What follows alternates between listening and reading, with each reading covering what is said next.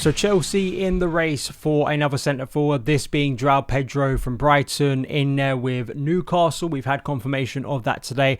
I wanted to make a show about not only Joao Pedro, Josh Acheampong. There's been reports about him in recent days that I want to react to and give you my thoughts on.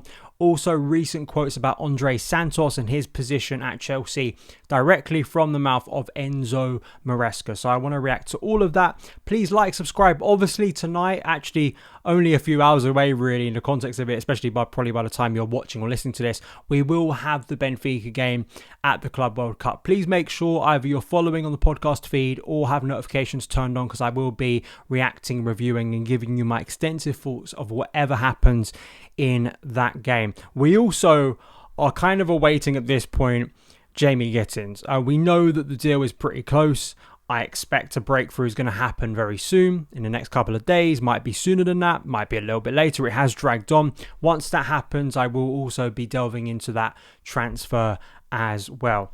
But I think the best place to start is Joao Pedro, a name that has been linked to Chelsea already this summer, but this is kind of the first serious confirmation that Chelsea are actively trying to sign the player in competition with Newcastle, who also want to sign the player this summer. Simon Johnson reporting that Brighton have yet to accept any bid for their forward, and both of the Premier League clubs are in talk with Brighton over a potential move. He did record 17 goals and assists in 30 games last season, so he's a pretty proactive player. And he's also someone, when I ranked him compared to both Nicholas Jackson and Liam Delap, came out pretty favourably. I'll put the graphic up on screen now. Again, just base level, like looking at analysis over the course of the season, and there is nuance within that. There is more, I guess, context within that of how also he may be used at Chelsea. Now, Joao Pedro, my instant reaction, and I assume the instant reaction just from what I've seen of people, is because it's a Brighton player, many people are going to roll their eyes. Not only inside Chelsea and around the Chelsea bubble, but also outside. Chelsea going in for yet another Brighton player. Do we not have an ability to look outside the bubble of recruitment we have? And it also adds into Jamie Gittins, the ex-Man City Academy player. We kind of have two routes we go down in transfers nowadays. It feels like we either go to someone who has been linked or connected to Brighton, directly from Brighton, or with someone who was connected to Man City at some point. I would like to see us scope out a bit more, because I think we're probably missing a lot of brilliant players. But, you can make those jokes. You can be cynical about that. And yeah, it doesn't feel that original. It doesn't feel that inventive. And also, you've got to factor in, is this in expense of, say, Mohammed Kudus? We did a comparison between him that I want to show and break down here, because Nazar Cancelo has reported that Chelsea not only want Jamie Gittins, they want another attacker. And does this potential for Joao Pedro, does he fit into that rather than just another striker? Are they looking for another striker who actually is less of a Liam Delap, Nicholas Jackson, mainly Liam Delap, someone who directly and kind of squarely plays as a centre forward, and more so looking at someone who could maybe fill an attacking midfield role? We've heard also reports to Morgan Rogers. I think that is actually quite interesting in terms of Chelsea thinking in that way of potential recruitment. But, if Joao Pedro is the player we go for instead of Mohammed Kudus from West Ham, I think some people will be disappointed. And also, if you're looking from a centre-forward point of view, and also Joao Pedro from a club point of view is considered a replacement for Nkunku or like an attacking addition, and then there's going to be no further attacking additions beyond this other than Jamie Gittins. Victor Osimhen is still floating about there. Hugo Ekitike has been linked before. So I understand there will be a feeling of, are Chelsea missing out on better players, especially with the inflated fee we know that Brighton can extract from Chelsea. But I like Joao Pedro as a player. I really do. I think, watching him from his development at Watford, he had actually quite a lot of years at Watford before he moved to Brighton. And even his very recent development, actually, from the start of really last season, 24-25, and how he has developed, I think, physically is a really interesting part of his growth as a player. Just naturally, you see it with young players, where he's gone from kind of maybe this really lanky kind of small, slight winger who maybe could play as a centre forward, but maybe physically wasn't there, to someone who maybe is more developing into a bigger focal point and a more aerial threat than he was, say, 12, 18 months ago. I think that's an interesting development. When you think about that, you're thinking more as him as a focal point.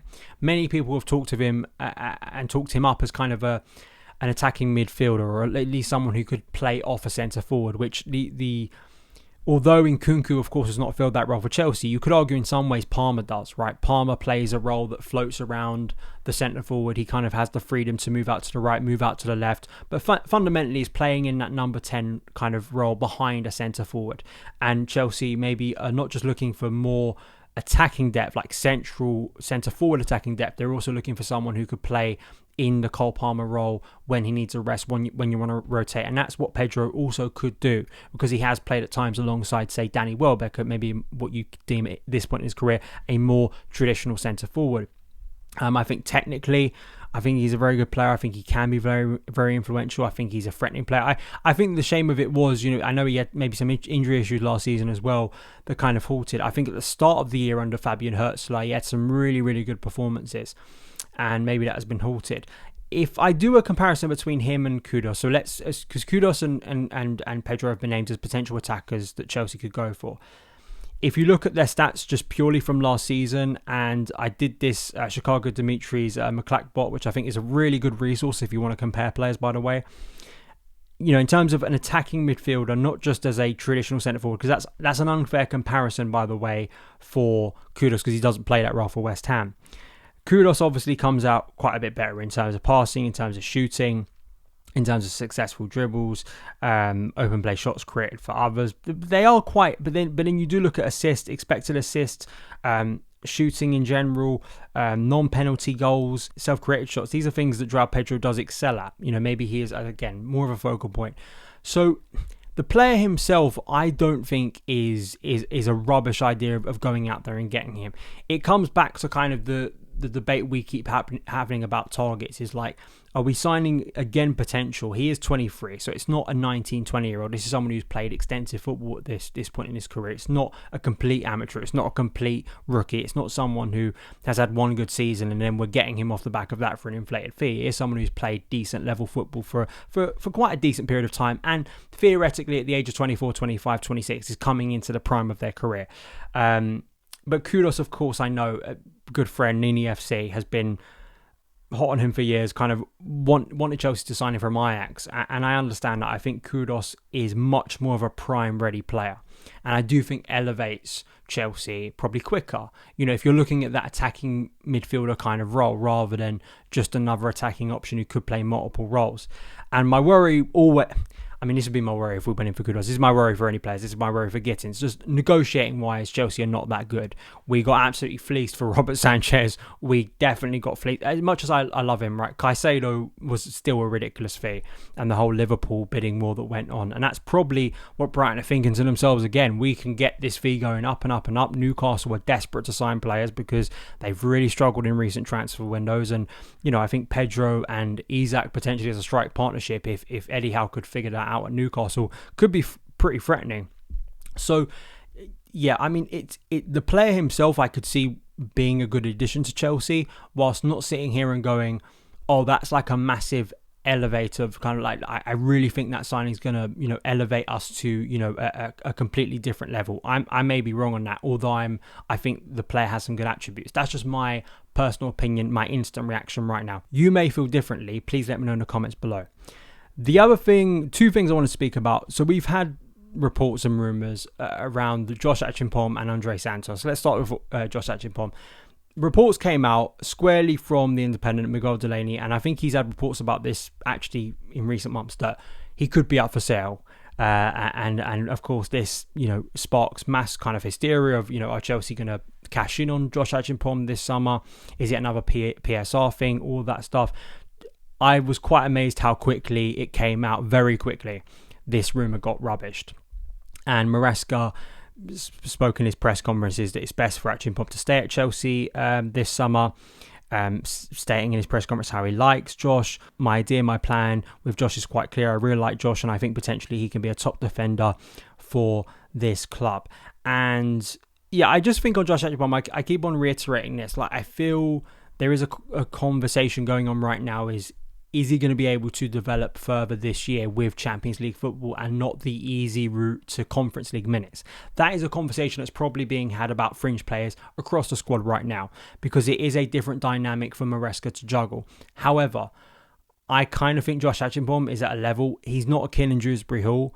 He's not an Axel Disasi. He's not someone who I don't see any future for at the club. I see actually a very bright future for Josh Acheampong, and I think he's got a versatility about him. I think whenever he's played, he's looked composed, cool, I think ready to play more football.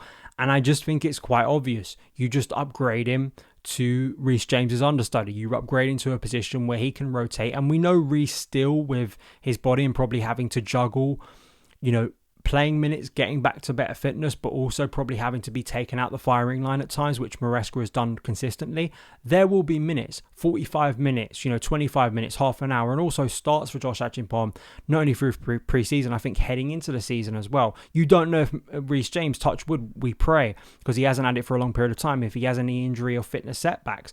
You want someone ready to go there. And unfortunately, Gusto's form is a concern, but also I think it's a great opportunity for Josh Acheampong to take up that role.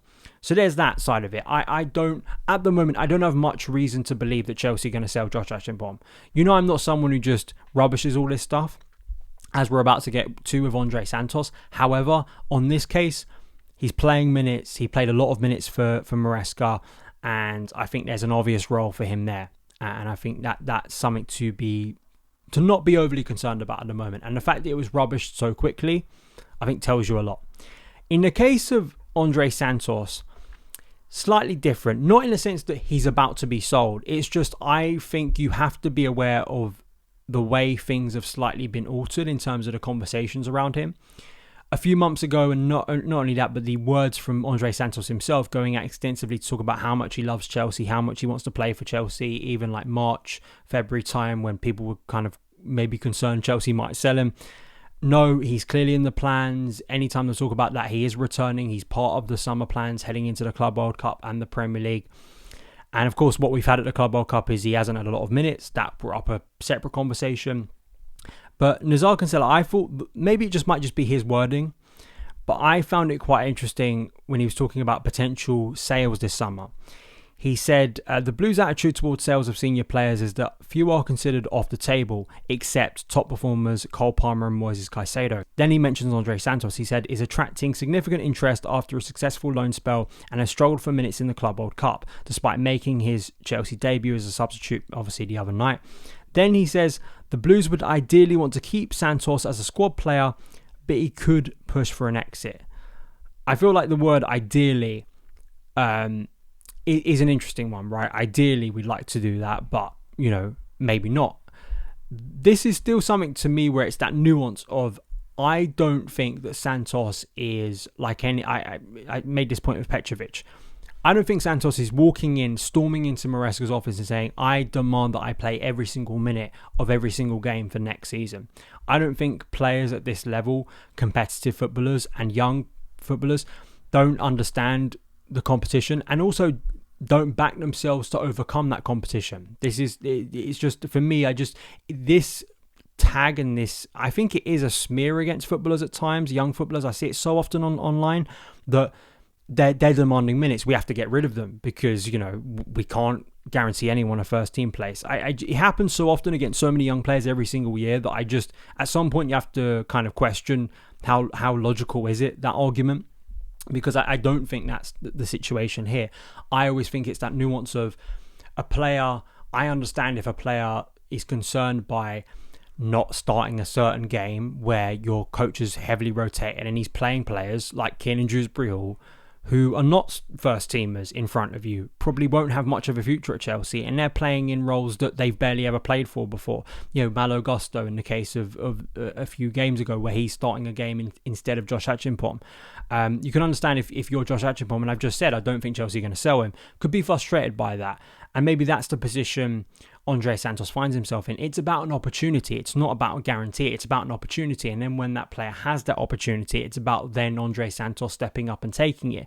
But if Andrey Santos is starting the season and we're barely seeing him playing Premier League minutes and always getting, like the best he's going to get in the first few months of the season is a start in the Carabao Cup third round, I don't know how anyone, unless you've just, bought club framing and you've kind of completely rubbished everything he's done at Strasbourg and we're kind of forgetting kind of the hype and stature of the player and his potential. I don't know why people would accept that, because, and I don't know why Santos at this point of his career would accept that either. That is not, I think, the position he should have at Chelsea. That's not a guaranteed starter, but that is someone who could absolutely improve this midfield and make our squad stronger.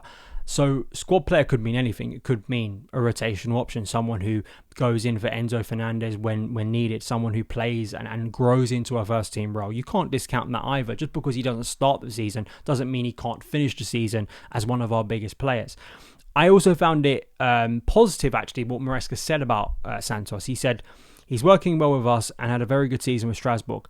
I see him more like Enzo Fernandez as an attacking midfielder, not a defensive midfielder. He's more like Enzo than Moy or Lavia. And some people took issue with these quotes because it's like, well, you know, maybe he wants Enzo Fernandez, he wants Andrey Santos to be completely like Enzo Fernandez. I don't think that's what he means. I think he sees him. Enzo Fernandez in this Chelsea team is a more attack-minded, progressive, front-footed midfielder. He is someone who is constantly trying to get on the end of opportunities. That's been a very good thing that Fernandez has developed over the past year, and he is closer to the attack than he is to the defence. It's not that he never sits a little bit deeper and receives possession, but he is an attacking midfielder.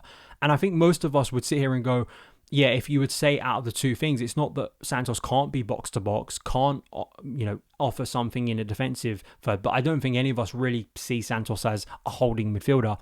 That's why you've got Moises Caicedo, Romeo Lavia, and Dario Sugo.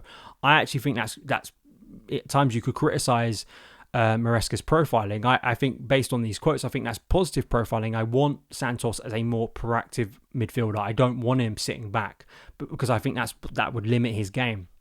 So I think people are going overboard by those quotes. Of course, the proof will be in the pudding. The proof will be in the pudding on two fronts. Firstly, if Santos is getting substantial minutes that gets him into the first team and shows that there is a pathway for him to break into Chelsea's first team, and also when he is played, is he being used in an unfavourable role? Obviously, we hope on those two fronts they're both positive. But again, the wording has slightly changed. I just hope that, he is part of the plans and he does start to get more minutes. I don't think him not playing every single minute of the Club World Cup is a disaster. I think it's a little bit disappointing because I thought this is what this tournament could have been, but we've still got pre-season and a lot can happen between now and the end of the transfer window and the start of the Premier League season. It means that Andrey Santos is then a starting player, or at least is a more substantial player within the first team. I feel, again, it's that nuance, right, of I understand why people are concerned. I think there is, in some ways, reason to, especially when I start hearing, not over the briefing, but more like people just kind of buying the argument that, well, he's demanding minutes and he's being unfair. Like, I don't buy that argument, because then that would apply for, I think, a lot of players coming in this summer, right? So those are my thoughts on it. We'll see how it develops, but I think on both Josh Acheampong and Andrey Santos, I think we have to be fair and wait and see what happens before saying he's definitely, both of these players, they've got no chance, he's definitely off. Like, that's unfair. I just, we have to see how it plays out and then we assess at a later date. So those are my thoughts. So yeah, I'll be back later to review whatever happens in the Benfica game. Fingers crossed positive. You can go and check out my preview now. That is it for today's show. Have a great rest of your day and I will see you again very, very soon. All the best.